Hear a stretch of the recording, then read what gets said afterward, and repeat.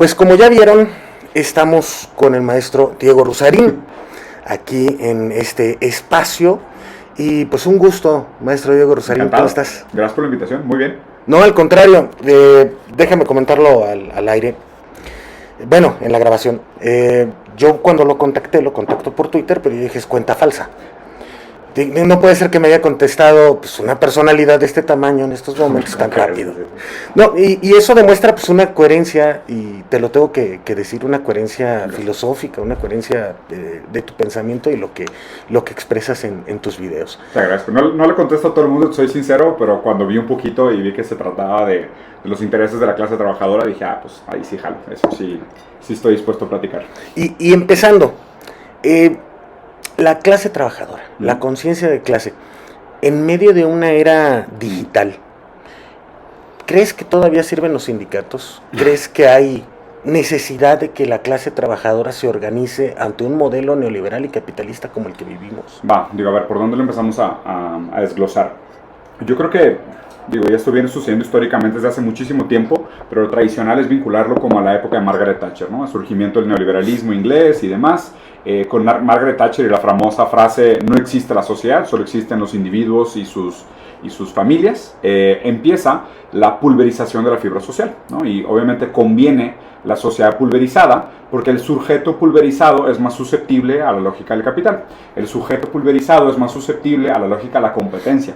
El sujeto pulverizado es más susceptible a perder la negociación con los dueños de los medios de producción, ¿no? Entonces, el neoliberalismo lo que hace direccionalmente es pulverizar la sociedad. Entonces, esa pulverización viene sucediendo históricamente y es una guerra que la hemos estado perdiendo feo.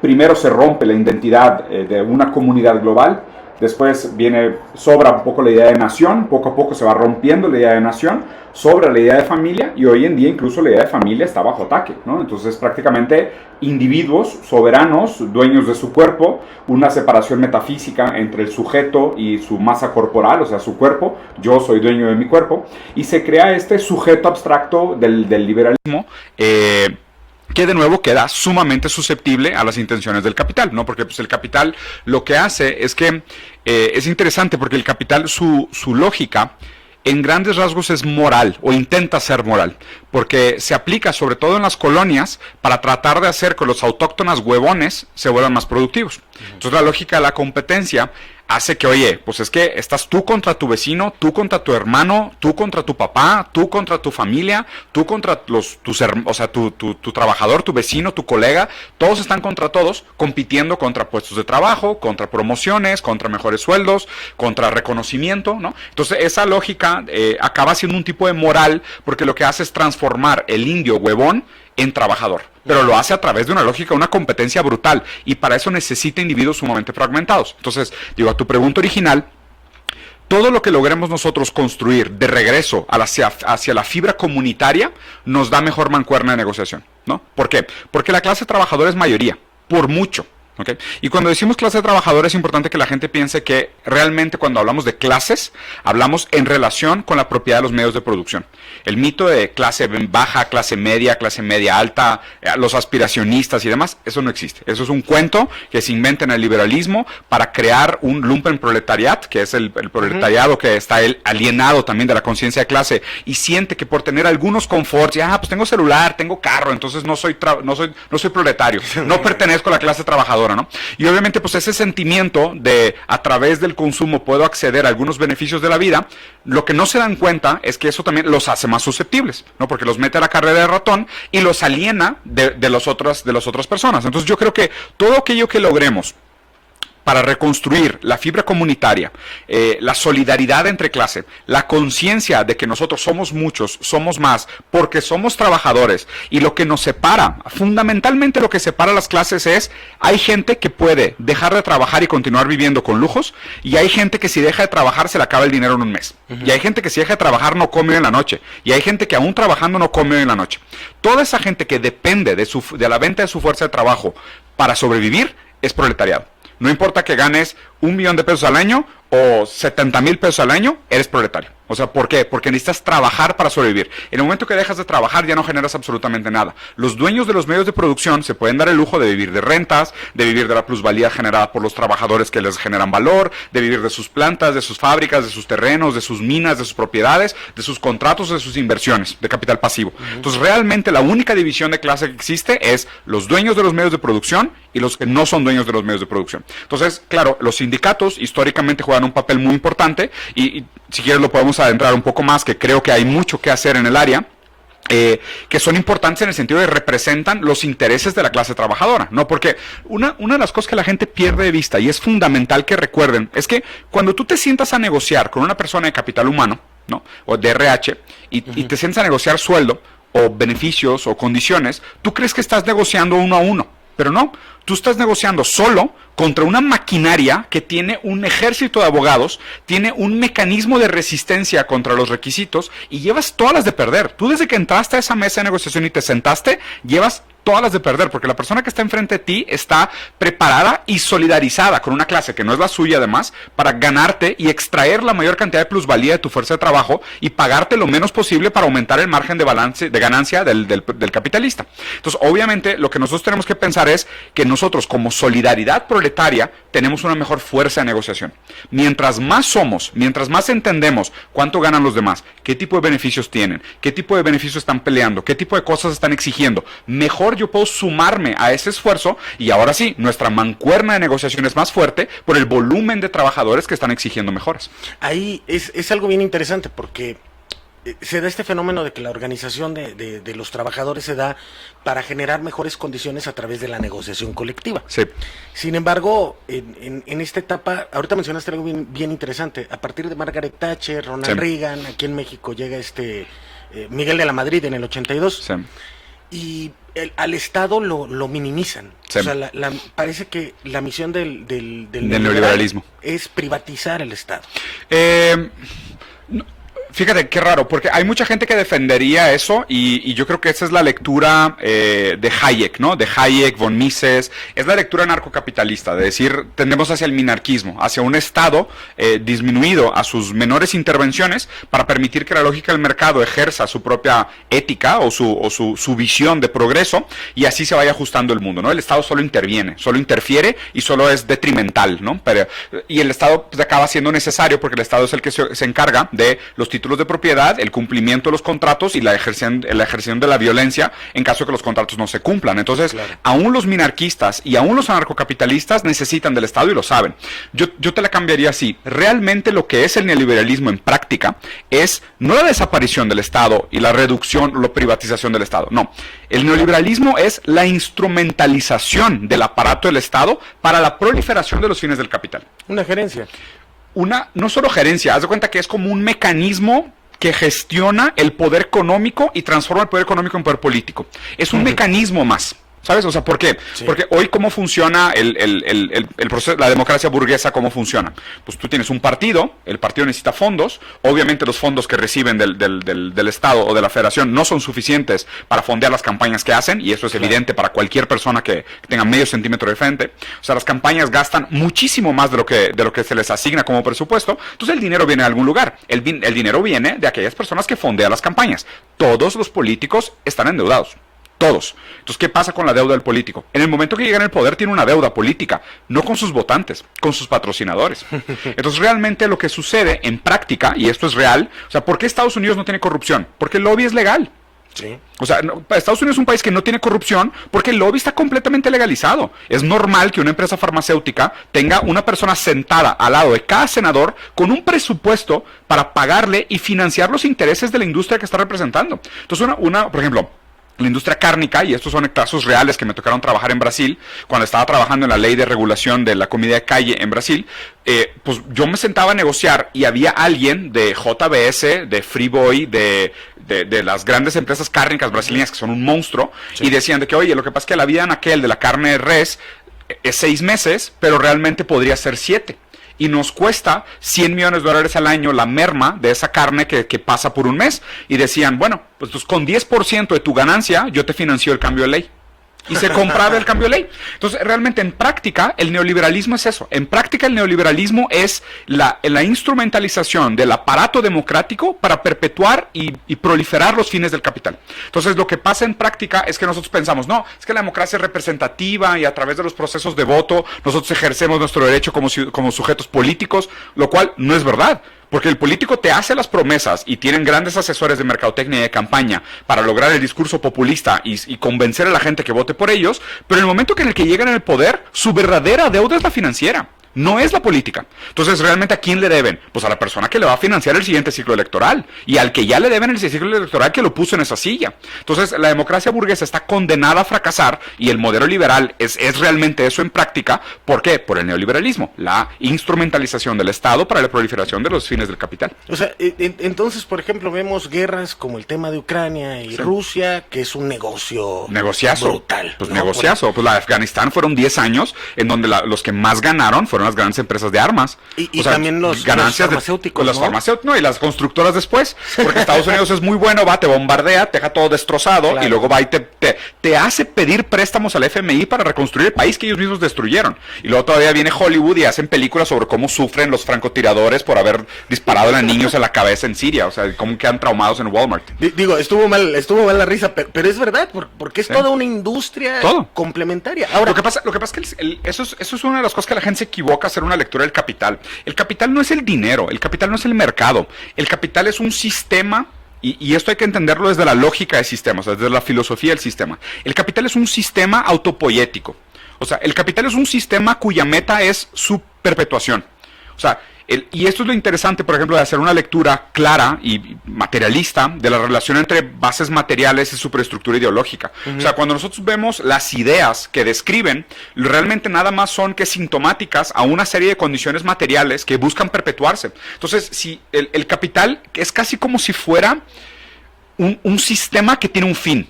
Y su fin es la proliferación del capital. Es como si fuera un virus. O sea, lo que busca es extenderse, expandirse y perpetuarse.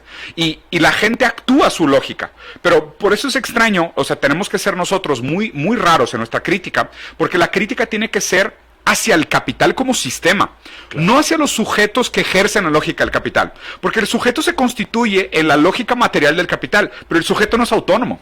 ¿Sabes? Entonces muchas veces pasa de que, es que Elon Musk es malo. Sí, pero es que si lo quitas no cambia nada. O sea, si quitas va a venir otro. ¿Por qué? Porque los produce la lógica del capital. Y como el capital tiende al monopolio natural y el capital tiende a la acumulación masiva, ¿no? O sea, estas figuras que dirías, bueno, pues puedo odiar a un billonario, pero no me sirve de nada. O sea, lo difícil de esto es que la crítica no puede ser moralista, porque la crítica moralista no propone una solución real. O sea, solo hace postureo en un sentido dialéctico negativo de él no me cae bien, o y produce obviamente la crítica, el resentido, del amargado, del envidioso, y parece que el que estoy criticando es a la persona. A mí la persona me da igual. Esa persona es completamente dispensable para el capital. Eso es lo más triste. O sea, esa persona que hoy vemos de que, pues un billonario, un trillonario, son completamente desechables. Mañana pueden quitar a este y sale otro güey. Sí. O sea, Elon Musk hace 20 años no figuraba en las listas. No. Y probablemente si la caga, o sea, si comete algún error grande en relación a sus subsidios que vienen del Estado americano, lo quitan y sale otro de noche a la mañana. Esto es lo que la gente no se puede ganchar. O sea, la crítica sistemática tiene que ser a las condiciones materiales, no a los sujetos que son producto de esas condiciones materiales. Sí, porque, por ejemplo, existen las listas de Forbes, ¿no? Ay, este es el más rico. Pero yo pienso que jamás han expuesto al verdadero tipo más rico. Pues que da igual. Son corporativos, ¿no? Digo, es BlackRock, Vanguard, State Street. O sea, hay 3 empresas que son dueñas del mundo. Sí. Y esto no es, nada más me metes en Google y sale que son dueñas de CNN y Fox News. Son dueñas de Coca-Cola y de Pepsi. O los dueños estos de Son dueños de Nike y Adidas. Sí. O sea, son dueños de todos. O sea, ellos son dueños de la competencia. Muchas veces nosotros soñamos de que el libre mercado prolifera y produce innovación. Son los mismos dueños. O sea, pero no existe un libre mercado realmente. No, nunca ha existido y nunca existirá. Porque si no sería lo que diría este cuate Milei sí, el acefera narcocapitalista. Sí, es imposible. Que no creo que exista el anarcocapitalismo. No. Es un concepto... a ver, o sea, yo sinceramente, o sea, mi postura es que ningún tipo de anarquismo es real, ni viable. O sea, ningún tipo de anarquismo es real y viable. ¿Por qué? Porque la lógica dialéctica es que las resoluciones de los antagonismos históricos producen síntesis en la manera en cómo nosotros nos organizamos. Esto quiere decir que nosotros somos de alguna manera incapaces de predecir modelos políticos futuros. Lo único que podemos nosotros es, como decía Hegel, ver el búho de Minerva. Sí. O sea, la filosofía siempre llega tarde. O sea, nosotros podemos reflexionar sobre las condiciones materiales actuales y las condiciones históricas que las produjeron, pero hacer predicciones es de es de un riesgo, pero gigantesco. Bueno, dicen que las computadoras cuánticas ya van a poder hacer esas predicciones, Sí, ¿no? pero es otro lenguaje. Y el capital se supone que necesita de las crisis para poder generar nuevos ricos Préstamos. Refinanciar su crecimiento. Y en ese sentido, o sea, tenemos todo este modelo que es diseñado de una manera bastante perversa en sentidos No de es diseñado. acumulación. ¿Por qué dices que es diseñado? Yo pienso que el capital en estos momentos sí tiene una especie de diseño. O sea, ¿De quién? son varios. Es O que sea, eso es lo raro. Si nos vamos desde el Monte Peregrín, porque por ejemplo ellos diseñan este grupo que se junta ahí en Francia, Sí, sí. diseña el Hay modelo intención, de los- el Open Society, lo que tú Sí, quieras, ¿no? El Atlas Foundation. Y se van diciendo, lo primero que tenemos que hacer es incluirnos en las universidades, ¿no? O por ejemplo, quitar el estándar oro. Ok, Exacto. pero ahí te va. Justo esto es lo raro, porque si tú defiendes la premisa de que alguien puede diseñar un sistema, ya estás en una postura subjetiva liberal. No. Sí, claro. Por supuesto, porque le estás dando autonomía al sujeto sobre la materia. No, pero más que sujetos, yo pienso que son grandes Grupos. sí. Superestructura. Sí. La superestructura siempre refleja la base material que la produce. La superestructura después dialécticamente puede tener relaciones con la base material que la produce, pero lo que produce son las bases materiales. Claro, son los intereses de clases. O sea, a ver, ¿cómo empiezan cómo empiezan los bancos, no? O sea, terminamos el nomadismo, empezamos con los grandes plantíos y hay exceso de producción en el plantío.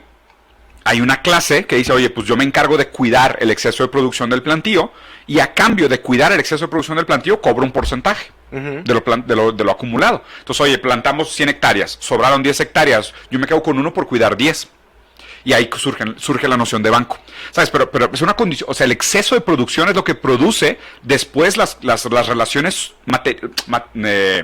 sociales que proporcionan el crecimiento de la idea de banco. Claro. Pero entiendes, o sea, siempre hay una, Sí, sí, o sea, si te metes a la historia, siempre hay una condición material anterior que produce la idea. O sea, no hay tal cosa como, es que esto es by design. O sea, nosotros pensamos que es by design, pero porque no entendemos las causas materiales anteriores que producen el diseño.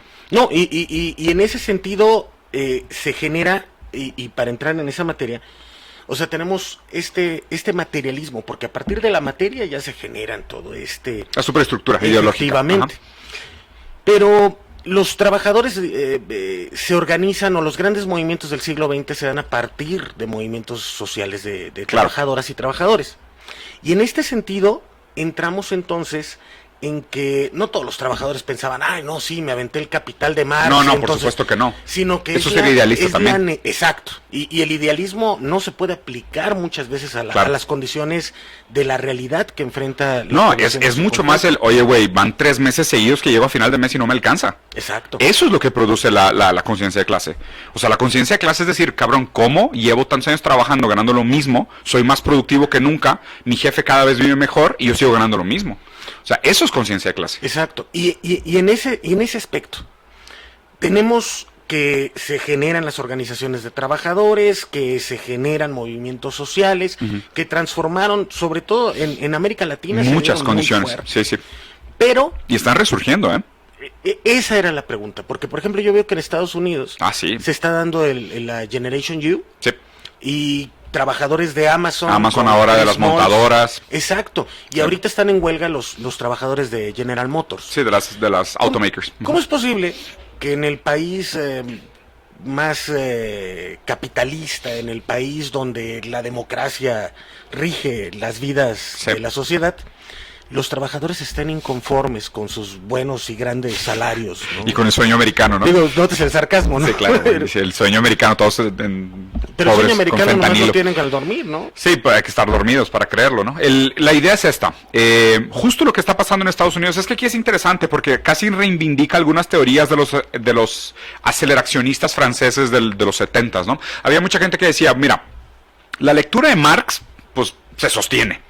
Y esto es raro porque, filosóficamente hablando, se dice que la buena filosofía es la que sobrevive a la prueba del tiempo. ¿no? O sea, porque pues tú puedes, a lo mejor algunos presocráticos te decían de que, oye, pues tienes exceso de bilis negra y pues hay que sacarte bilis negra para mejorar tu estado de ánimo, ¿no? Y después algunos se probaron como ciertos, no estaban tan equivocados como pensábamos, y es una mamada que le hayan atinado en medio de la nada. Pero pues invariablemente muchas de las cosas decían, no, pues no es cierto, o sea, no estás poseído por un fantasma, por un demonio que te engaña que el mundo real no existe, ¿no? Que vives en una fantasía. Después nos dimos cuenta de la relación que existía entre fenomenología, percepción, la conciencia, la relación de la conciencia con el cuerpo, la integración de esa separación dualística o el, no sé, el sujeto cartesiano, lo que tú quieras.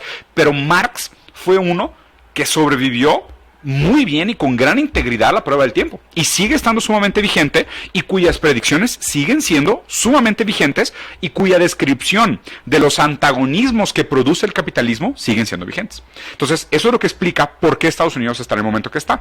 Porque invariablemente, y ve qué raro, ¿no? O sea, Marx hablaba de la tendencia a la reducción de la margen de ganancia en el capital, ¿no? Porque, pues digo, el capitalista, o sea, y eso es extraño. ¿Cómo funciona? El capitalista tiene, primero que nada, una empresa tiene que ser rentable. O sea, después le puedes colgar todos los moños que tú quieras, pero primero tiene que ser rentable. Claro. O sea, primero tiene que generar suficiente ganancia o flujo para poder continuar existiendo. Claro. A eso se refiere la idea de que el capitalismo tiene una lógica autopoética.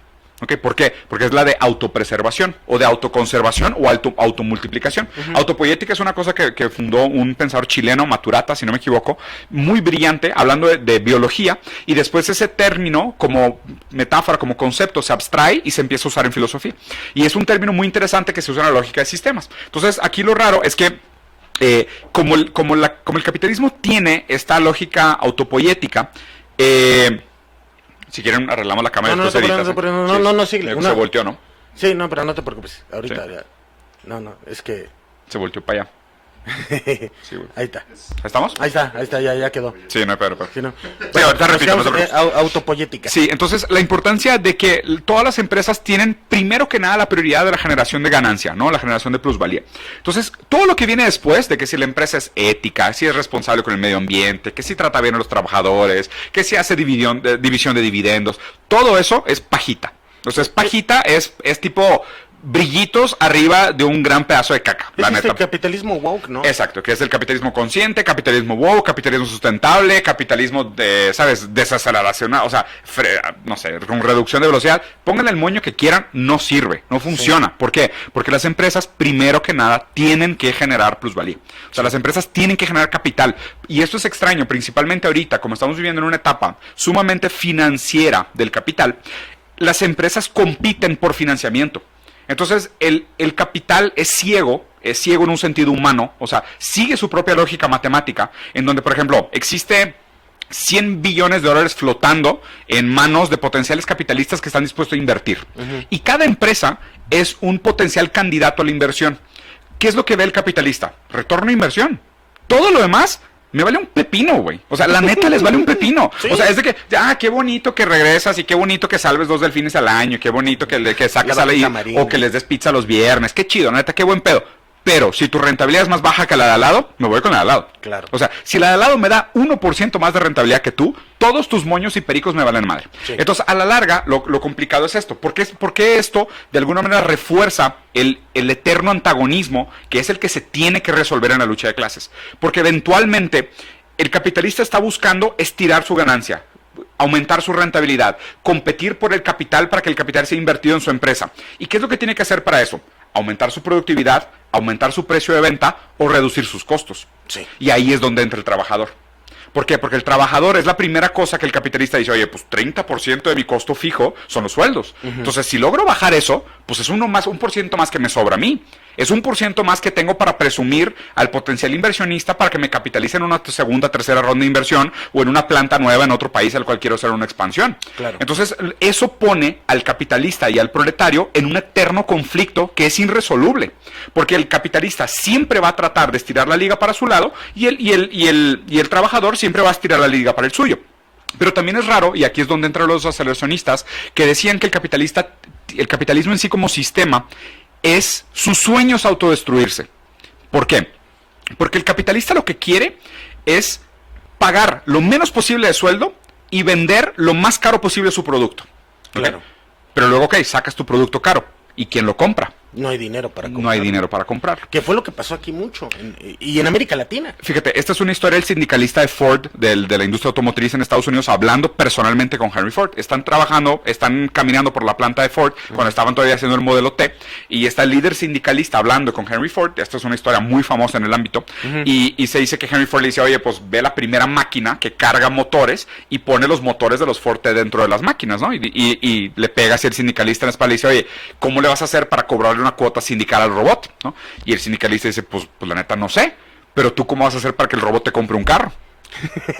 Y mira, te voy a platicar algo que sucede aquí, porque por ejemplo, en estos momentos, obviamente el tema de la inteligencia artificial, Sí, la automatización en general. La automatización en general, que Sí. pasamos del postfordismo a esta Sí, a situación, esto, ajá.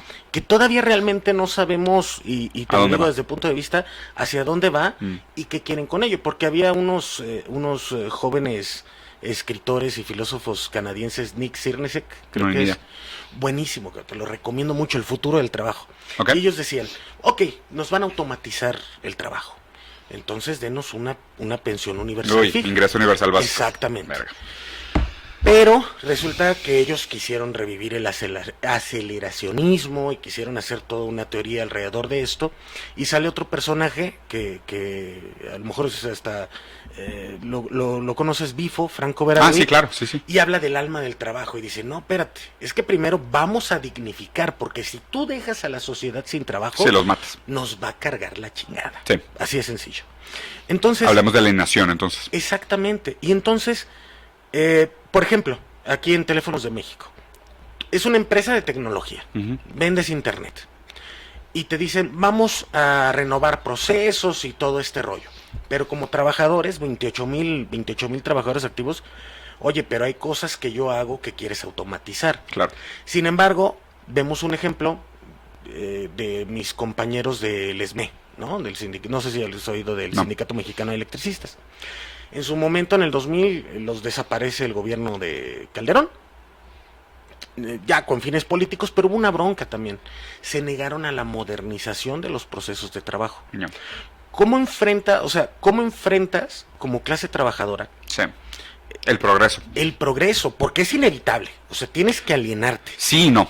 Y antes, nomás para terminar la idea, tenías, por ejemplo, no sé, en el siglo XIX un zapatero, ¿no? Que salía una máquina que ahora ya cosía las suelas, entonces ya no necesitas ese zapatero, pero tenía, digamos, más tiempo de reconstruirse, de reinventarse, y ahora ya no va a ser zapatero, sino que va a ser sastre, Claro. ¿no?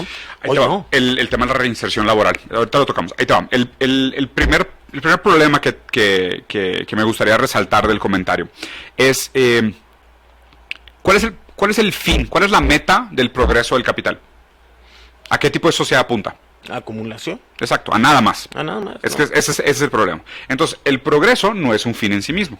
O sea, eso es lo primero que la gente tiene que entender. Así El es. progreso no es un fin en sí mismo. O sea, la automatización no necesariamente es un fin en sí mismo. De hecho, pensar que la historia se mueve hacia adelante es un gran error, y prácticamente todos los filósofos después del siglo XV lo saben. O sea, la historia no siempre se mueve hacia adelante. A veces nos vamos de hocico, a veces los 4 años que siguen están terribles, a veces hay un retroceso como el obscurantismo, o sea, Sí. como la era medieval, o como la casa de brujas, o como el COVID, o como la Segunda Guerra Mundial, en donde pueden existir, o sea, un retroceso gigantesco. Claro. ¿Todo por qué? Porque permitimos que la lógica del capital tomara las riendas de lo que es la humanidad.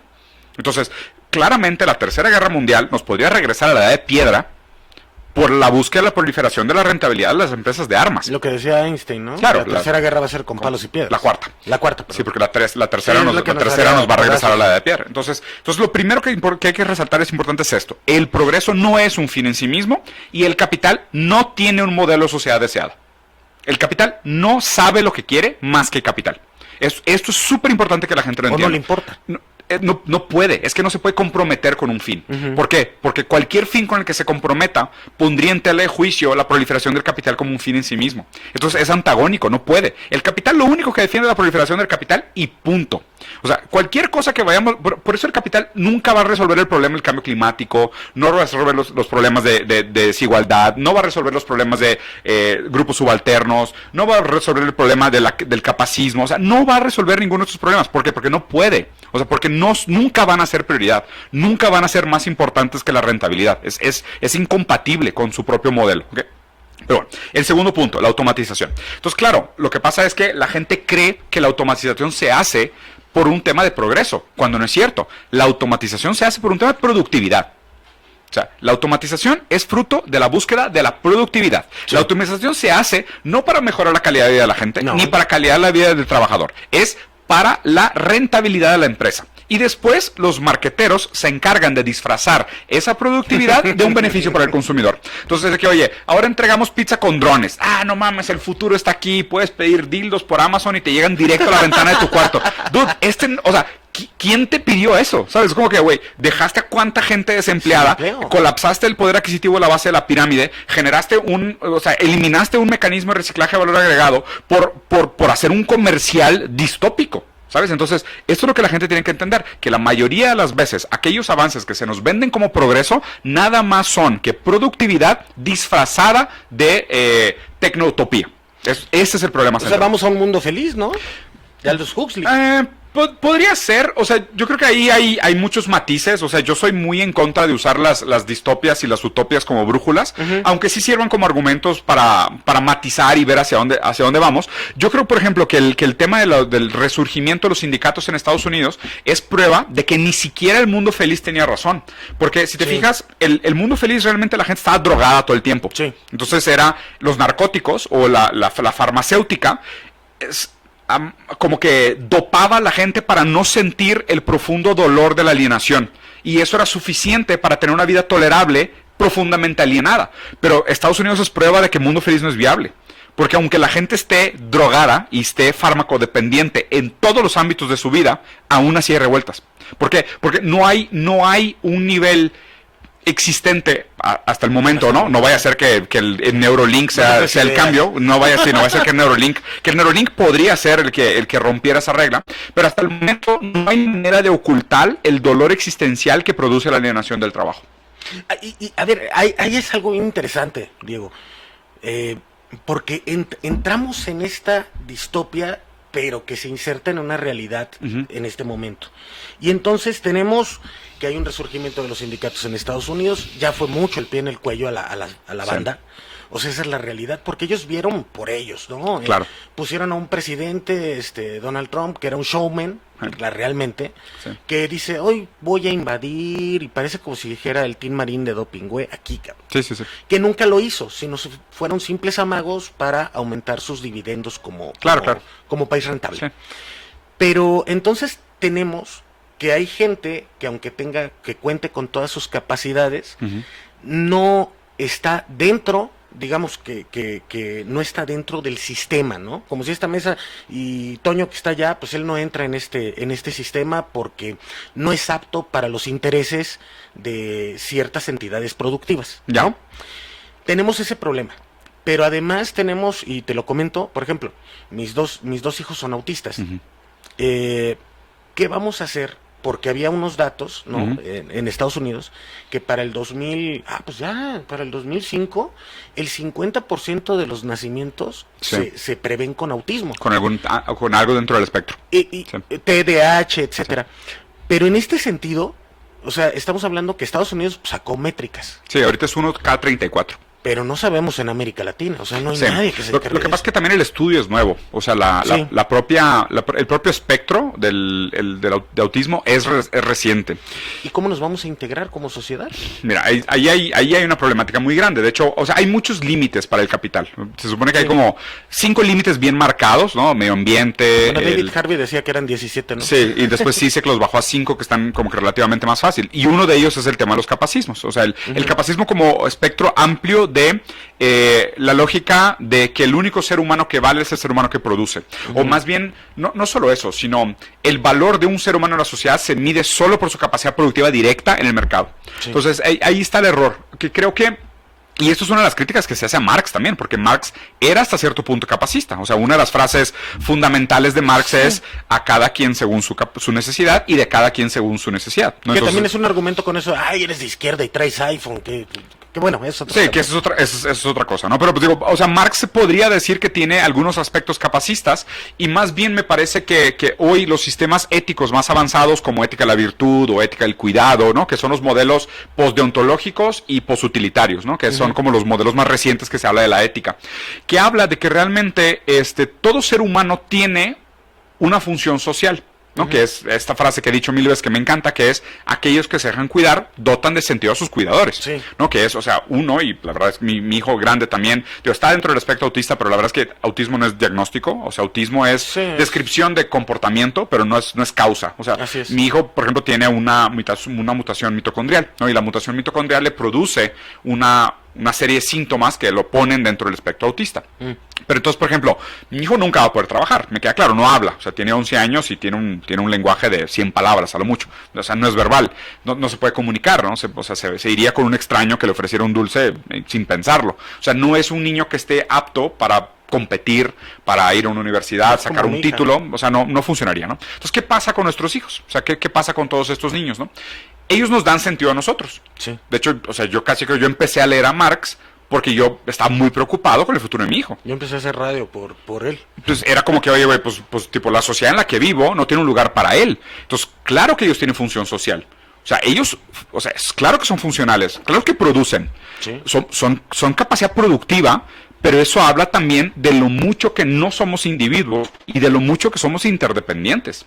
Entonces, para superar esta dificultad del capacismo, lo primero que se tiene que superar es el individualismo.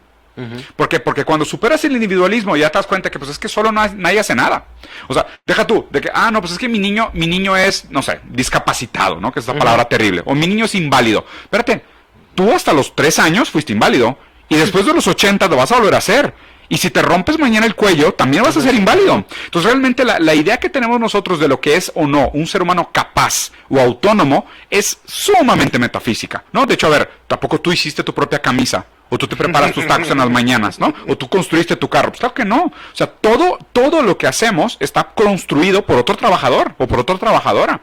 O sea, somos profundamente interdependientes. El problema es que nuestra ignorancia no nos da para entender lo mucho que hay vínculos de interdependencia. Claro. Es la fantasía individualista la que produce el mito del capacismo.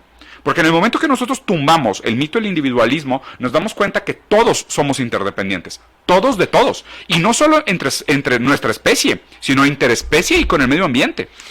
Sin embargo, el modelo lo que te dice es que... que eres tú contra el mundo. Bueno, sí, que el echaleganismo, ¿no? Sí, que eres pobre porque quieres. Sí. Que a mí me parece una total mentira, porque realmente si tú naces con unas condiciones económicas, ¿no? O sea, el papá de Toño es dueño de una empresa. Pues ya ganó. Aunque yo estudie mucho y le eche muchas ganas, pues no voy a tener el puesto que él va a tener después. Sí. Y esto no es teoría. O sea, esto es un hecho empírico, comprobado, documentado. Es una realidad. Ya hay un sesgo. O sea, dentro de los diferentes sesgos de confirmación, sesgos de balanza moral, dentro de esos sesgos ya hay un sesgo con el nombre, es más, déjate lo digo porque lo estuve leyendo hoy en la mañana, ya hay un sesgo con ese nombre, o sea, de cómo se llama la gente que no toma en consideración las condiciones materiales externas para juzgar los resultados de un sujeto. O sea, esto ya es un sesgo. O sea, el hecho de que la gente piense de que yo... No tengo internet. El hecho de que la gente piense que yo soy capaz... No te preocupes. El hecho de que la gente piense que es capaz de autodeterminar su destino en contra de sus condiciones materiales, ya habla de un sesgo. O sea, esto ya es un error tan grande como el sesgo generalización o la falacia de autoridad. O sea, ya es un sesgo académico. En la academia no hay absolutamente ninguna duda de que tus condiciones materiales de nacimiento son determinantes para tu potencial de destino. Y te diría más. Hay un economista, después de Stiglitz, ¿no? Que Stiglitz fue el que ganó el premio Nobel hablando de este tema. Hay un economista que dijo, se puede predecir con un grado de 90% de certeza el sueldo de toda tu vida sabiendo tu fecha de nacimiento, tu sexo, tu código postal y tu color de piel. Con 4 cosas, yo puedo hacer una predicción del 90% de certeza del sueldo promedio de toda tu vida. O sea, ese 10% es la gente que sale en películas, que se gana la lotería, que caza para arriba, que da el billetazo, ¿sabes? De qué? Da el carterazo. O sea, esa es la gente que está en el otro 10%. Gente que por azares del destino acaba rompiendo ese estigma. Pero la gran mayoría de la gente, literal, y suena terrible, pero es importante tener conciencia de ello, origen es destino. Y eso, a ver, estamos predeterminados. Ok, me acabas de decir sí, lo que había dicho, el diseño es liberal. Pero me quedé pensando, porque a final de cuentas, Sí. escuché una vez a un comunicador, no voy a decir su nombre, hace un par de años, todavía tiene un programa, y decía, es que no todos pueden ir a la universidad porque hay quien tiene que servirnos el café. Lo dijo. Y el asunto es, ¿cómo generamos condiciones, ¿no?, para poder ir generando procesos igualitarios? O sea, hay gente que afirma que el internet o las redes, a mayor conectividad, mayor procesos de igualdad, ¿no? O de democratización. Lo que de sea. democratización digital. ¿Existe eso? ¿Hay posibilidad de eso? Mira, yo soy muy cuidadoso al hacer predicciones y a futuriar, y digo, y aquí soy marxista de hueso colorado, güey. O sea, Marx no hacía predicciones. O sea, toda la gente que dice que el comunismo es un tipo de utopía, claramente nunca ha leído a Marx. No. O sea, cualquier persona que te diga, no, el comunismo suena bonito en teoría, pero no se puede porque es una utopía, no sabes de lo que estás hablando. O sea, el trabajo ontológico de Marx es la dialéctica materialista de la historia. Entonces, cualquier persona que entienda en su sentido más mínimo y básico que dialéctica materialista es la lectura del pasado y entender cómo los antagonismos se van resolviendo para producir nuevas síntesis de estas condiciones, sabe que el futuro no se puede producir. O sea, el futuro no se puede predecir. ¿Cómo vas a predecir el futuro si tu superestructura ideológica viene de una condición material que todavía no existe? No se puede. Es como que, vamos a suponer, digo, chocan dos piedras y yo digo el sonido que hicieron las piedras. Y tú me dices, ¿cómo van a sonar las piedras que van a chocar mañana? Pues, ¿quién sabe? Pues sepa la verga, deja que choquen. O sea, es como que después que choquen las piedras, pues ya te diré cómo sonó. O sea, no se puede hacer una predicción de la superestructura ideológica, y superestructura ideológica es educación, lenguaje, política, economía. O sea, todas las ideologías, cultura, entretenimiento, todas las superestructuras no se pueden predecir. ¿Por qué? Porque no entendemos las condiciones materiales que las van a producir. Y aún nuestra razón está inserida dentro de la lógica material existente. Entonces, o sea, no se puede hacer este juego de estirar la raya y decir cómo va a ser y cómo van a ser las formaciones políticas y económicas del futuro. Es que no sé. Pero hay oportunidad de planearlas. O sea, me refiero... Es que justo ahí te va el problema con esto. Aquí es la diferencia aquí entramos en el debate entre reformistas y revolucionarios, y el problema también de los aceleracionistas. Porque los tres toman una postura dogmática frente a la historia. O sea, ahí te va. Los aceleracionistas dicen: los antagonismos del capitalismo son inevitables, hay que acelerarlos para que la revolución suceda más rápido.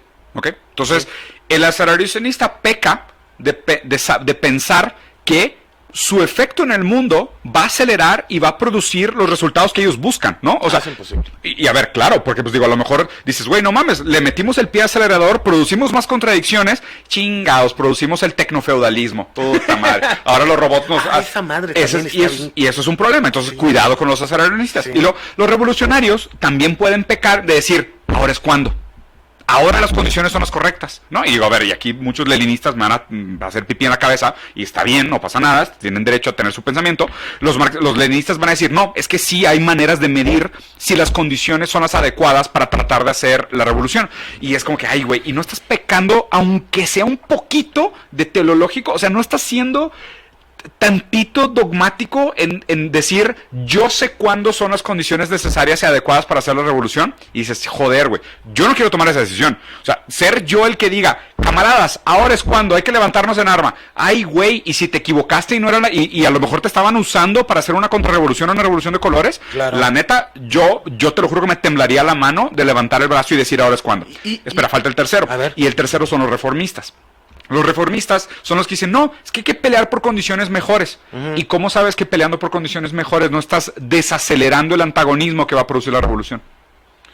Pero a final de cuentas, ahorita me hiciste pensar, a final de cuentas, aunque seas leninista o aceleracionista, sí, o reformista, a final de cuentas, actualmente en la realidad que vivimos, sí. En la práctica somos neoliberales. Sí, en práctica todos somos neoliberales. Ya seas trabajador, sí. Todos votamos, todos tenemos una credencial, todos tenemos una cuenta de banco, todos estamos endeudados, o sea, somos neoliberales. En praxis somos neoliberales. O sea, tú puedes, es que es lo raro, nombrarte marxista puede ser peligroso porque puede acabar fungiendo como un significante maestro, que es, yo ya tengo el título y el título hace toda la chamba. Y yo no necesito hacer nada más. No, o sea, yo continúo actuando como un neoliberal, pero mientras me autonombre marxista, pues no hay bronca, ¿no? Muy nobiliario, nobiliario, que ¿no? Soy sincero, yo por eso los títulos, la verdad es que me van y me vienen. O sea, la neta es que ya entiendo los títulos como, digo, son necesarios, pero eso nos conecta a un problema más interesante de platicar, que es el tema de la alienación. Los títulos son necesarios porque estamos profundamente alienados. Por el hecho de que no somos capaces de reconocernos en el fruto del trabajo y desarrollar una identidad saludable, nos vestimos como payasos para ser alguien. Y el problema es que tanto comprarte playeras del Che, como un chingo de libros de Hegel, o todos los videojuegos nuevos, o comprarte carro del año y endeudarte con un reloj, todos son postureos ideológicos en el sentido de tratar de ser una identidad reconocible por la sociedad. Pero el problema de fondo es la alienación. El problema de fondo es que lo que produce subjetividades saludables es el reflejo en el fruto del trabajo, y el reflejo en la relación con los otros, y el reflejo en la relación con la naturaleza, y el reflejo en la capacidad de reconocerme a mí mismo, que son los 4 campos de la alienación marxista. Sí. Y como estamos alienados en los 4, no nos sobra más que el anaquel de redes sociales y el anaquel de Amazon, que seamos sinceros, vivimos en un supermercado. Porque si yo ahorita digo pañales, ahorita me ofrecen pañales. Sí. O sea, la gente no sabe, vives en un supermercado, estás en un supermercado todo el puto día. O sea, 24 horas al día estás parado en un súper, nomás que ya no sabes, pero todo el día estás parado en un supermercado. Y básicamente lo que haces es vestir tu monito, tu avatar, de colores, sabores, formas, identidades, géneros, causas, sistemas morales. ¿Okay? Que también se compran.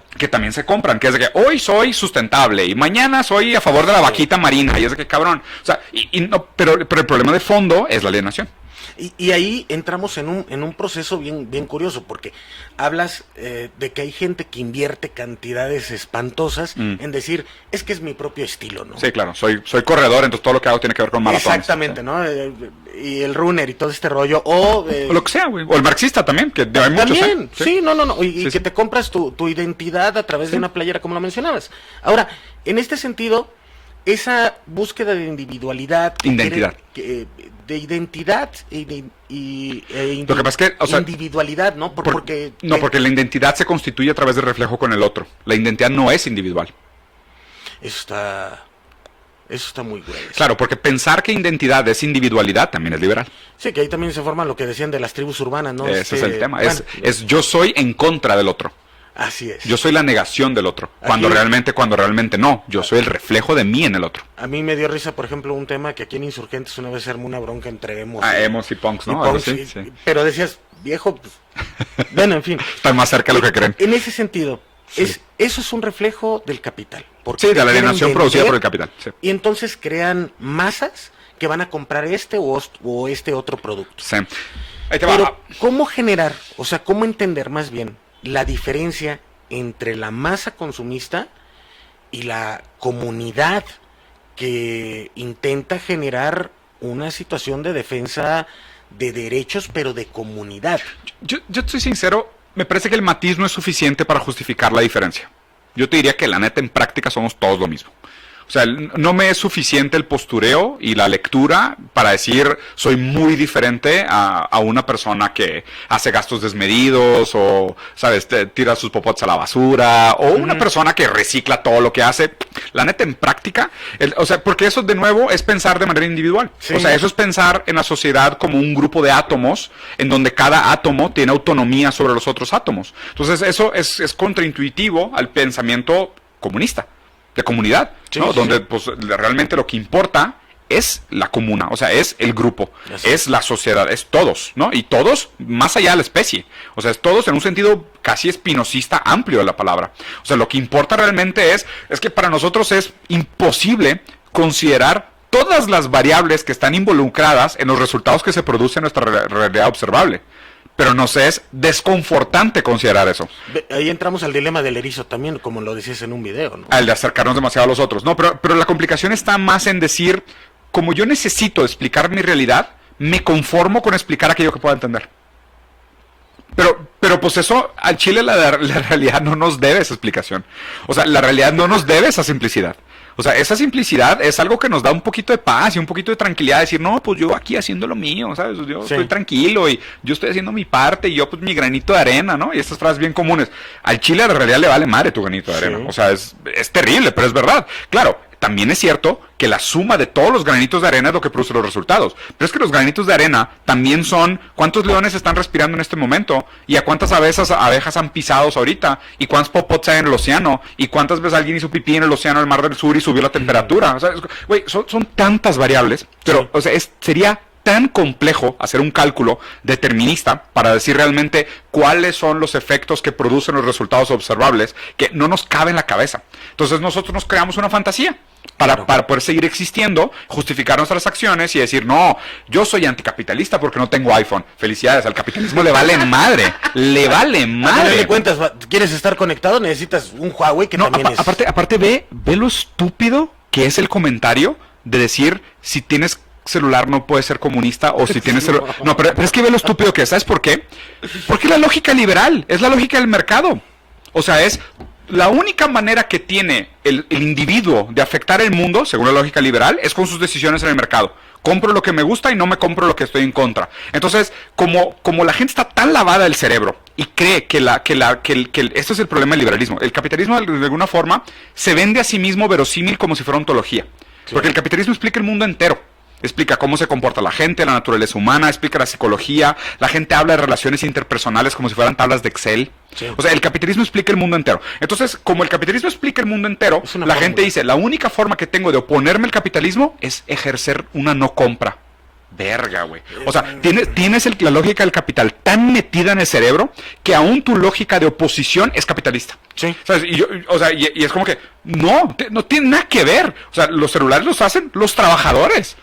O sea, la diferencia es quién es propietario de los medios de producción. Porque, por ejemplo, si fuera China, y en China, esto es un indicador clave, ¿no? Porque para hablar de China hay que entender las formaciones socioeconómicas con orientaciones socialistas. Sí. Porque, o sea, y esto lo dijo Lenin, o sea, el proceso de transición pueden ser siglos. Sí. O sea, estas resoluciones toman siglos. El capitalismo no surgió de la noche a la mañana. Entonces, lo que hay que entender, por ejemplo, uno de los indicadores más importantes para entender China como un país con orientación socialista es que 61 de sus 100 empresas más grandes son del Estado. 61 de las 100 empresas más importantes de China son estatales. Entonces, ahí me disculpas, pero ahí sí hay una mano de un partido comunista, marxista, leninista, aparte con la ideología de Deng Xiaoping, en el corazón de la manera como se ejerce la política pública, de cómo se toman las decisiones, de cómo se ejercen los planos de desarrollo, de cómo se hace la planeación del crecimiento de la economía. Exacto. Que está vinculado a 61 de las 100 empresas más grandes. Entonces, me disculpas, pero ahí sí. Entonces, ¿qué? Ahora te voy a decir de que a poco si mi celular es Huawei, estoy haciendo antagonismo al capitalismo. Pues no, porque de nuevo, el capitalismo es global, hay prácticas de exportación, o sea, el precio del celular lo determina la competencia del mercado. Y como no está separado de otros países que sí son capitalistas, es hacer un hombre de paja muy bobo hacer ese tipo de comparaciones, porque lo único que estás tratando de hacer es desvalidar de manera rápida y simplificar el argumento, pero no llegas a la raíz del problema, que es, de nuevo, no son las decisiones de compra las que cambian el mundo. Las decisiones de compra le valen madre al mundo, ¿no? Digo, si así fuera, ya se prohibiría el porte de armas en Estados Unidos, pero no es así. Sí, pero no es así. O sea, por ejemplo, y para ir cerrando, porque sé que tienes poco tiempo, a ver, ahorita con lo de China, ¿no? El argumento de Estados Unidos es, a ver, es que China no es democrática, ¿no? Tiene más de 100 años con un partido. Sí. Pero a mí me parece... Delhi. Sí, pero es un partido en el que creo que son como 100 millones de miembros, ¿no? Sí, 100 millones de miembros. Y en este sentido es un partido muy grande que 100 millones de miembros registrados, más todos los militantes a nivel de piso. Porque son que 1.500... Sí, 1.500 millones. Entonces, en este sentido, este partido genera... porque a mí es una parte que se me hace muy, muy gruesa, ¿no? Analizas de que llega Mao, luego llega otro gobernante hasta llegar a Xi Jinping. No ha cambiado el partido, pero sí ha cambiado la política pública. Sí. ¿Podría ser la política pública o la costumbre política? No, lo que pasa es que la filosofía política es interesante en China. No se puede entender desde la lógica occidental completamente, porque es muy confucionista. O sea, es interesante porque desde Confucio vienen muchas de las raíces de la manera en cómo se adapta la tradición marxista a la realidad de China. Pero es que fíjate que, o sea, qué bonito que de nuevo Marx tenía razón. Las superestructuras ideológicas son producto de las bases materiales. Sí. Y como las bases materiales de China son distintas a las nuestras, su interpretación y su producto de superestructura ideológica también es distinto para nosotros. O sea, es muy difícil tratar de aplicar la lógica occidental para explicar la superestructura ideológica marxista de Deng en China. Claro. Porque sus condiciones materiales son distintas. O sea, es otro país. Ellos no tuvieron el problema territorial. Al contrario, tuvieron que unificar su territorio. O sea, China nunca fue un país que hacía expansión, que hacía invasiones. Güey, construyó muros para que la gente no se metiera y tuvo pedos durante siglos para unificar a su gente. Porque era demasiado grande, había demasiado diferentes entre Nepal y la costa y el sur. O sea, era demasiada la diferencia. Entonces, las condiciones materiales producen superestructuras ideológicas. Entonces, claro, lo que hay que estudiar son cómo estas nuevas formaciones socioeconómicas tienen orientaciones hacia diferentes posturas políticas. Y aquí, para mí, lo importante es decir, el socialismo chino tiene características, en el sentido kantiano de características, tanto normativas como positivas, medibles de que es socialista. Medibles. La idea también es, hay democracia, por ejemplo, en estos ¿qué importa? ¿Para qué es la democracia? Bueno, yo creo que sí hay democracia porque al final de cuentas la gente ha salido beneficiada. Bueno, pero es que a ver, es decisión de la gente, ¿no? La democracia no es un bien en sí mismo. No, ni es un fin. No, o sea, la democracia no es un bien en sí mismo. O sea, la gente que glorifica la democracia no entiende para qué sirve. Así, o sea, es muy peligroso además, porque pues digo, Estados Unidos es el país democrático por excelencia. Bueno, es democrático dependiendo del patrocinador. Sí, claro, pero es democrático, ¿eh? Ellos se venden como democracy and freedom. Y es republicano. Claro, además y no es directo, que la gente se lo olvida, ¿no? Porque pues, digo, no votan por los candidatos. Creo que realmente en democracia directa, digamos así, ganó Trump la vez pasada, ¿no? Sí, pero sí. por los estados. Pero el tema de gerrymandering, la división de los ¿cómo se llama? Que demandaron ahorita. Fallouts, X. Pero ellos se venden como los campeones de la democracia y ellos quieren llevar democracia y ellos implantan su modelo liberal democrático, su socialdemocracia. Ellos venden su modelo socialdemócrata como si fuera la panacea, ¿no? Que es lo que decía Fukuyama con el fin de la historia. Cayó el muro de Berlín, la socialdemocracia es el mejor modelo, ganó. Prácticamente lo que vamos a tener ahora es grandes vidas y utopía, aplicar la socialdemocracia en todos los países, lo cual no funcionó porque siempre fue mentira. ¿Okay? El problema es que justo ese es el análisis central.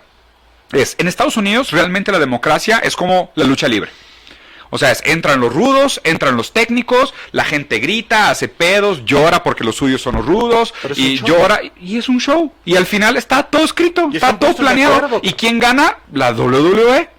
Digo que me encanta la lucha libre, pero pues no puedo negar que... Pero pues hay que entender, o sea, en Estados Unidos se hacen pedos, se pointean dedos los republicanos y los demócratas, no puede ser, robaron los derechos. ¿no? ¿Cómo se llama el dueño de la WWE? Sí, ¿cómo se llama? Vince McMahon. Ese. Sí, y güey, se suben y pues digo, no es por nada que están tan cerca de la WWE también, y la industria del entretenimiento y de propaganda, de Hollywood, lo que tú quieras. Se hace un gran show, la gente dice, güey, no mames, al fin ganó mi partido, viva los Tigres, chingón, no cambia nada.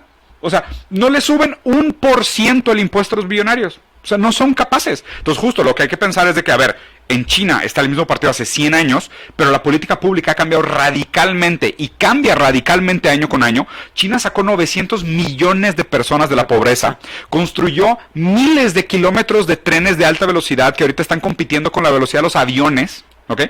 Para el 2035 va a tener el mejor sistema público de salud de la historia de la humanidad. ¿De mí te acuerdas? Sí. Y esto es una promesa y China sí cumple sus promesas a diferencia de todos. Sí. ¿Por qué? Porque se quedan en el poder. Porque no necesitan ganar campañas. Y hay pena de muerte para corrupción, güey. Claro. No se andan con mamadas. Entonces, China va a tener el mejor sistema público de salud. El dueño de Alibaba, ¿no? Claro, güey.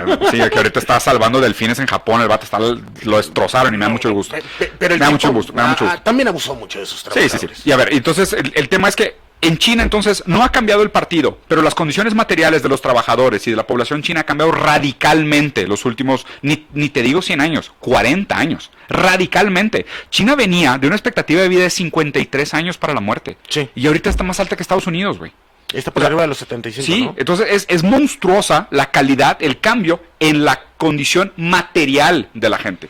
Olvídate la ideología, olvídate el bla, bla, bla. O sea, condición material. Y en Estados Unidos parece que estamos ideológicamente más progres que nunca, pero la gente está drogada, fentanilo todo el día, índices de muerte, asaltos en escuelas, asesinatos, crimen fuera de control, robo de los desabrigados, robo famélico. Deja tu robo famélico. El robo de salarios, ¿lo has visto en Estados Unidos? No, en comparación contra el robo de famélico, es 100 veces mayor. O sea, el robo de horas extras, vacaciones no pagadas, prestaciones que no se cumplen, es 100 veces mayor el robo de prestaciones al trabajador en Estados Unidos comparado con el robo famélico o el que le llaman robbery, ¿no? Que es el petty robbery. 100 veces mayor. Entonces, esa es la diferencia que tenemos que hacer. En Estados Unidos no cambia el partido, pero cambia todo y mejora la calidad de vida de la gente. Y en Estados Unidos cambia el partido, se pintan el pelo de colores y se transforman en guacamayas, pero la gente se está muriendo de hambre. Y por eso estamos teniendo una gentrificación en estos países latinoamericanos que se están un viniendo para éxodo acá. gigantesco. Ahora que también no es lo mismo porque un chavo que llegue aquí a la Ciudad de México, Sí. de Estados Unidos anda ganando un equivalente a 100,000 pesos diarios. Claro. Eso sí, pero el nivel de vida es súper diferente. El poder adquisitivo. ¿Sí? Que ahí obviamente nos afecta a nosotros también, porque pues digo, ellos están ganando en dólares de empresas de Fortune 500 y vienen aquí a gastar en pesos y aumentan el costo de la renta y el mercado de Airbnb y la No, pues aquí por la zona es financiarización súper del difícil mercado vivir. inmobiliario, que es una puta tortura, güey. Pero aquí Sí. aquí Y en tenemos- Nueva York ya Airbnb es ilegal, ¿eh? Eso Pero era lo que acá te no. iba a decir. No, bueno, hay una propuesta de una diputada de la Ciudad de Sí, México, pero yo me quedé, carajo. Dice, si tú eres extranjero y vives en la Ciudad de México más de 20 días, vas a tener que pagar un impuesto de 100 pesos a la semana. Y yo me quedé, no, pues van a seguir pagándolo, o sea, va a seguir la gentrificación. Que no sirve nada. Y la gente que Todas vive esas aquí- pautas son inflacionarias. Pero Todas aquí- esas pautas son inflacionarias. Entonces, lo que tenemos es que la clase trabajadora se tiene que ir a vivir al Estado de México. Claro. Y aumentar sus tiempos de transporte y peorar su calidad de vida Exacto. y gastar más en detrimentos y acabar pagando más por dolores de espalda. O sea, ese es el problema. ¿Por qué? Porque la meta del capital no es el bienestar del trabajador. O sea, ese es el problema. O sea, la organización se tiene que dar en aquellas cosas que producen bienestar material al trabajador. Claro. No en aquello que sea mancuerna de negociación inflacionaria eventual para el capital. No. O sea, todas esas pautas de un impuestito, una cuotita, No. Aquellas cosas que produzcan bienestar material para el trabajador. A la larga, realmente, las únicas luchas que realmente valen la pena son las de propiedad. En ese sentido, para terminar, Diego, Sí. y que te agradecemos muchísimo. No. Digo, porque aparte tienes aquí 3 fans que te están esperando. Gracias. Él lo niega, pero sí. Sí. Aquí en México, por ejemplo, tardaron 30 años en aumentar el salario mínimo. Sí. Duró 30 años en 60, 80 pesos. Sí. O sea, ¿quién vivía con eso, carajo? Cambiaron el sistema de pensiones, haciéndolo privado, y dijeron, no, es que los Estados Unidos así lo tienen, es maravilloso, vean a los jubilados gringos. No, ni más. Vean a Chile mejor. Pero Chile ahorita también está en un tema No, por eso. Chile complicado. cometió absorbieron suicidio con el retiro. absorbieron el modelo de Chile. Tuvieron, sí, es una locura, y güey. vino a hacer el renave Cavallo, ¿no? El que estuvo en la dictadura militar argentina. Los bebés de la escuela de Chicago. Terrible. Entonces, cambia todo esto. Llega, ahí tenemos, bueno, te lo tengo que comentar, llega un cambio de gobierno, dice, ¿saben qué? Sí, vamos a democratizar sindicatos. Aquí en este sindicato se lleva haciendo voto personal, libre, directo y secreto desde hace más de 40 años, cosa que, eso sí te lo tengo que platicar. Para mí era extraño entender, por ejemplo, cuando hablaban de un sindicato paraestatal, ¿no? De Pemex. Sí. No tenían voto libre, directo y secreto. Los trabajadores nunca decidieron, o sea, hace cuenta se hacía una convención como la que hay ahorita, Y se decidía. y ahí a mano alzada, ya, y el líder los estaba viendo. Y Los todo Jays eso. y los No's. Exactamente. Ujú. Tú votaste que no, cabrón. Muy liberal. Aquí entrevisté a un chavo una vez hace como 3 años de la disidencia de Pemex, unas cosas terribles. Ahí sí Me represión. imagino. Pero aquí, por ejemplo, llevamos 40 años en ese sentido, de voto libre y directo. Eligen a los convencionistas, vienen los chavos pero ojo, las decisiones que se toman luego las tenemos que bajar a la base para que la base Sí. decida sí o no. Y para mí eso es una parte de democracia que quizá no sea lo ideal, Ujú. pero es un modelo Sí. que sirve. Digo, es mejor que el feudalismo, ¿no? Sí. O que el tecnofeudalismo de Musk. No que se sabe, me sí. encanta. Sí. Pero, entendiendo esta situación, ¿qué le dejarías Mm. o qué mensaje compartirías con la gente que nos va a ver en relación a que aumentaron los salarios mínimos, se está queriendo pasar de 15 días de aguinaldo a 30? Sí. eh, Tuve esa conversación, de hecho, con el director de Coparmex. ¿Y qué te a ver, ese sí. Pues me había prometido cosas y digo, parte de la conversación fueron muchas de Ellos esas se están promesas oponiendo. y algunas se están oponiendo. Digo, la verdad es que el problema es que el antagonismo de clases es irrefutable. O sea, ahí la recomendación, y para cerrar tu pregunta, y les agradezco mucho el espacio, la entrevista, la conversación, yo creo que lo que la gente tiene que recordar de todo esto es que a final de cuentas, tú no puedes ver a la gente que está alrededor de ti como tu competencia, como tu enemigo. Tienes mucho más en común con ellos, y es más, les diría, tienes mucho más en común con el vagabundo que está tirado en la calle que con tu jefe. Sí. Ese es el problema. Y no lo vemos así. Todo el tiempo estamos viendo al jefe como el que le tengo que caer bien para seguir subiendo y conseguir mejores beneficios, y a los demás como enemigos a los que les tengo que pasar por encima porque estoy compitiendo por un puesto, por un aumento de sueldo. Y eso es lo que nos hace tan débiles, cuando debería ser completamente al contrario. O sea, yo creo que una de las partes más importantes de la conciencia de clase es encontrar esa solidaridad y ser empático al sufrimiento de los otros trabajadores que están en condiciones mucho más parecidas que la nuestra. Sí, porque por ejemplo en España se murió una chava en un call center y... No mames, le pusieron una sábana encima y siguieron jalando 20 horas. Sí, eso es una locura. O sea, eso habla de lo alienados que estamos, ¿no? O sea, que las 4 alienaciones de Marx, siempre hay que recordarlas. Estamos alienados de fruto de nuestro trabajo, de la naturaleza, de los otros y de nosotros mismos. O sea, somos alienados en 4 aspectos. O sea, cuando trabajas, y digo, no en un call center o en una empresa, lo que sea, ¿no? Estás frente a una computadora todo el día. Estás alienado del fruto de tu trabajo. ¿Por qué? Porque estás ahí picándole botones y te dicen, papá, ¿en qué trabajas? No, pues hago contabilidad de calidad en una planta que está en Malasia porque es más barato. ¿Y qué produces? No, pues no sé, o sea, hago tablas de Excel. Entonces no te ves reflejado en el fruto de trabajo porque haces una tacita bonita y dices, no mames, me quedó bien bonito este color, este es mi talento, esto soy yo. Pero como cuando no te ves reflejado en el fruto de tu trabajo, es muy difícil ver cómo tú puedes cambiar el mundo. Porque todo el tiempo estás llenando tablas y dices, güey, pues hoy qué hice, nada. O sea, mañana llego y hay que llenar otras 20 tablas iguales. Y sientes que tu vida entera es nada. O sea, no cambiaste el mundo. O sea, cumpliste una función y recibiste dinero a su cambio de supervivencia. Entonces estás alienado al fruto de tu trabajo. Segundo, estás alienado a la naturaleza. Porque hoy vendí 100 toneladas de naranja. ¿Cuánto es eso? ¿Es un camión o son 100 camiones? Sí. Pues sepa. ¿No? O sea, es de que, no, pues hay que construir una carretera para pasar, o hay que hacer un tubo para pasar cables. ¿Y qué implica? No, pues sepa. O sea, no entendemos la naturaleza como una reserva infinita de materia prima que simplemente está ahí para ser transformada en productividad y tecnología.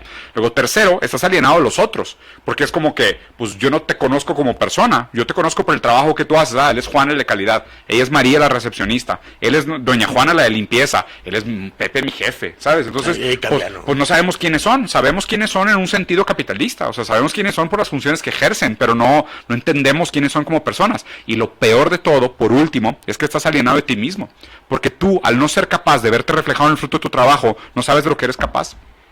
Y no exploras nunca tu habilidad para construir, para producir, para crear, para hacer arte, para hacer música, para ser un buen padre de familia, para ser un buen amigo, un buen compañero, y simplemente te entiendes como una rata productiva, o sea, como un ratón que ahí está para ganarse el jamón. ¿Es parte entonces de este sistema productivista el eliminar la dignificación del trabajo? Lo que pasa es de que la dignidad, en un sentido práctico de la palabra, es imposible bajo el capital. O sea, hay niveles de dignidad que son niveles alcanzables. El problema es que nosotros nos hemos vuelto aparte muy mendigueros en la dignidad que toleramos. Pero hoy la dignidad en muchos puestos de trabajo es bajísima. Pero bajísima, ¿no? Y ni siquiera lo digo una dignidad, porque aparte también el tema de la violencia es que la violencia del capital se movió de una violencia física a una violencia psicológica. La psicopolítica, ¿no? Y se vuelve más difícil de medir. Entonces antes era de que, oye, pues es que antes estaba peor porque metíamos a niños de 3 años a limpiar chimeneas. Y sí, la mayoría de la gente diría, eso está a la chingada. Algunos dirían, no, pues es que caben bien bonito y en Estados Unidos los quieren regresar a trabajar en McDonald's. Pero lo hacían. Sí, claro. Entonces, digo, era más físico, era más tangible que perdí un dedo en el torno mecánico, perdí un brazo en una fundidora, ¿sabes? Era más físico, la violencia, el dolor era más físico. Hoy no, hoy es, pues tengo un dolor de espalda crónico que eventualmente me voy a tener que operar y mi seguro no me lo cubre y va a gastarse todos mis ahorros. O, pues a lo mejor estoy tan deprimido que llego a mi casa y trato a mis hijos horrible y no les quiero poner atención porque llegan con tareas del trabajo o problemas de su vida y no los quiero escuchar porque está hasta la madre. Sí. Y eso es el dolor y el sufrimiento y la violencia que no se percibe porque es silenciosa, es intangible, ¿no? Y luego todavía la gente dice, no, pues renuncia silenciosa, ¿no? Como si fuera un acto digno. Pues no, o sea, la dignidad a la que se puede aspirar en el capitalismo es muy baja. Y el problema es que la violencia se ha movido a lugares donde es difícil de detectar y aparte el capitalismo se cuelga medallas de victorias ganadas porque realmente es como decía Lacan, creemos que hemos progresado porque no sabemos lo que renunciamos en el proceso. Claro. creemos que hemos progresado porque no sabemos lo que renunciamos en el proceso. Y o de que, oye, la emancipación, digo, perdón por decirlo, porque pues, aquí sí soy muy defensor de los derechos de la mujer y se me hace terrible que hace 100 años la mujer no pudiera votar, pero decir de que, oye, pues es que la mujer ahora también tiene derecho al trabajo. Vergas, pobres, güey. ¿Sabes? Es de que digo, ok, qué bueno que ahora pues, por lo menos se ha reconocido el hecho de que tengan, claro, un valor laboral y un valor social, pero están profundamente explotadas. Sí. Y no reciben sueldos dignos y no reciben un sueldo igual. O sea, es como que ganaron su derecho a participar del mercado del trabajo y casi creo les fue peor, güey. O sea, no porque no era el movimiento correcto, sino porque aquellos valores liberales a los que estaban aspirando acabaron siendo parte de un detrimento total de la fuerza laboral. Y se subieron a un barco que se estaba hundiendo. Eso es lo que me refiero. Sí. O sea, las mujeres decían, nosotros nos queremos subir a la fuerza laboral.